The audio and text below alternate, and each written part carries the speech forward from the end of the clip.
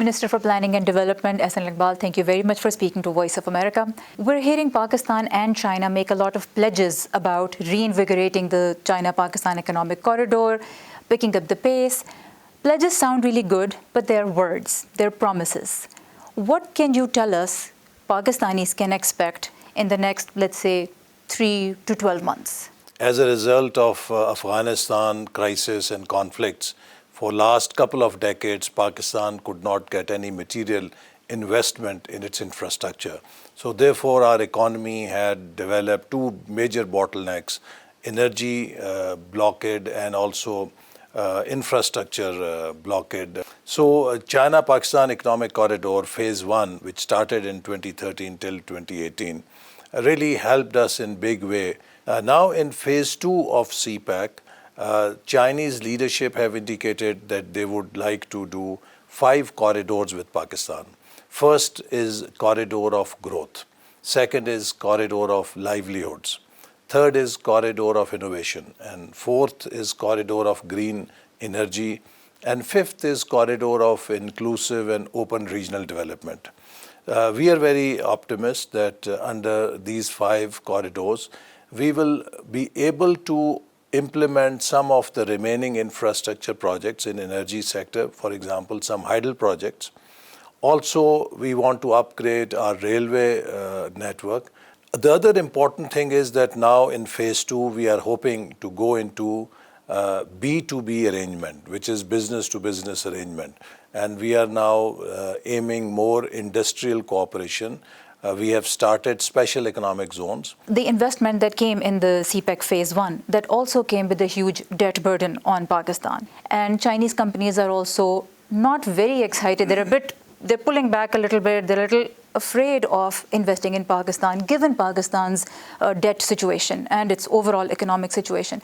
So why do you think Chinese companies would be interested in investing in Pakistan in such a scenario? What's your pitch to them? First of all, I would say that China considers Pakistan as a strategic friend and has confidence in Pakistan. The other thing I would like to say is that these energy power plants who have certain liabilities with us is not on account of there being a debt burden, because all these energy plants were set up under an energy policy, investment policy that was there for many years, and no investor was willing to come forward. And I think it goes to the credit of Chinese investors that they showed their confidence in Pakistan. They came up with their investment. That was like an oxygen at that time for us. Right, but that was confidence in round 1.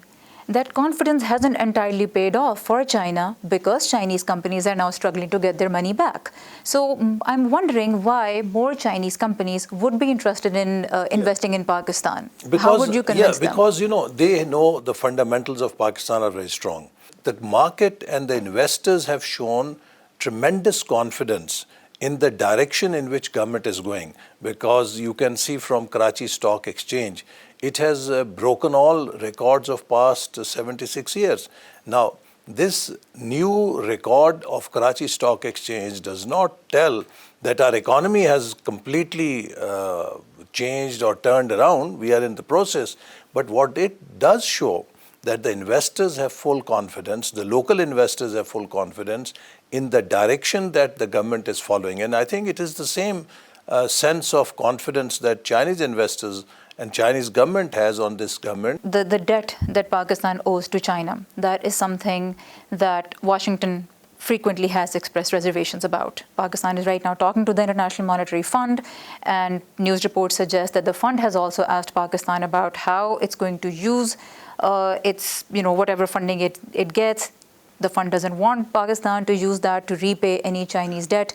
The concern that exists within IMF and in Washington, how would you respond to that? I think China has shown great amount of understanding, and I wish just as China understands Pakistan's difficulties, IMF and other friends also give Pakistan that margin of understanding.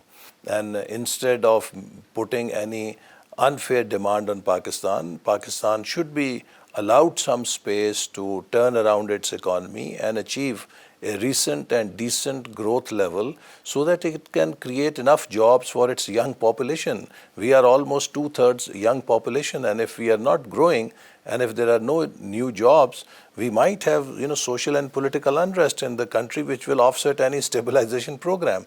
Do you feel that Washington does not treat Islamabad, Pakistan as kindly or doesn't show as much understanding as Beijing does? Well, I did not say that Washington does not treat Pakistan as well. Washington is our friend and has always helped Pakistan, and we hope that we can have best of the relations with both Washington and Beijing. China is also interested in making Afghanistan a part of the China-Pakistan economic corridor. What are Pakistan's reservations? Well, we have an agreement with China that we would like to have third country as part of CPEC.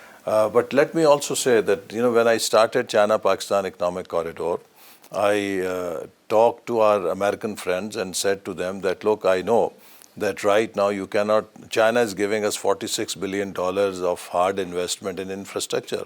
And I doubt very much that you can even get $4 million approved from Congress for Pakistan. So, we understand your limitations. So the strength of United States today, very relevant for Pakistan, is in its soft power. So I offered to United States that we should start a US-Pakistan knowledge corridor. And we are very keen to have at least 1,000 of our researchers, academicians pursue their PhD in leading US universities for next 10 years. So if China is helping us build our infrastructure or hardware, we look forward to US that it should help us build our software that will run that hardware. And I think that way Pakistan can really benefit from both its friends, the United States and China. But what about concerns regarding including Afghanistan in it? Because Pakistan has been for quite some time now accusing Taliban of harboring anti-Pakistan terrorists. And if that security environment is a concern, is Pakistan open and willing to have Afghanistan, or does Pakistan have certain conditions that it's telling Beijing under which it would be acceptable for Pakistan to have Afghanistan? Are there any concerns? Well, certainly we have concerns with Afghan government on certain groups that are operating out of Afghanistan and carrying out terrorism actions. The terrorists who committed the recent incident against Chinese workers also came from Afghanistan.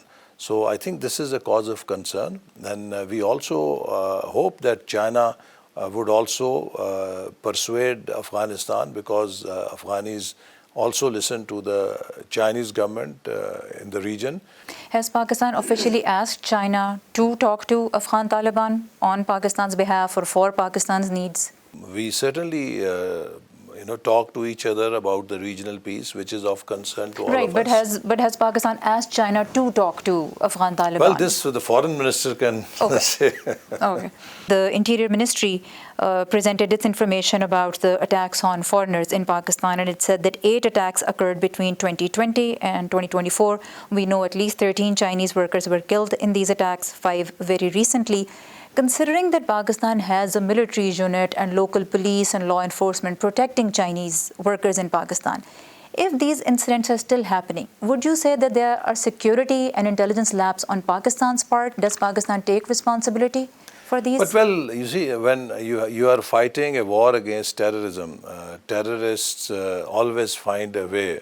Even United States with its might could not protect itself against terrorism. We saw recently Russia vulnerable to terrorism.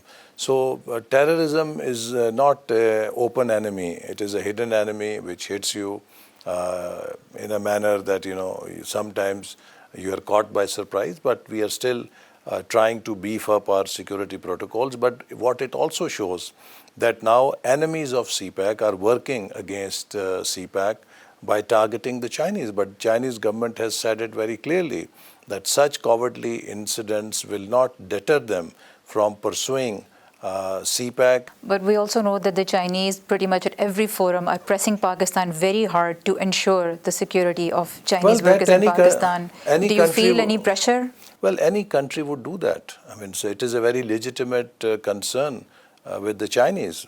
But they also know that Pakistan is doing its best and will do more to protect Chinese. All right. Thank you very much, Minister Hassan Iqbal. Really appreciate Thank you you. giving time to VOA. Thank you very much.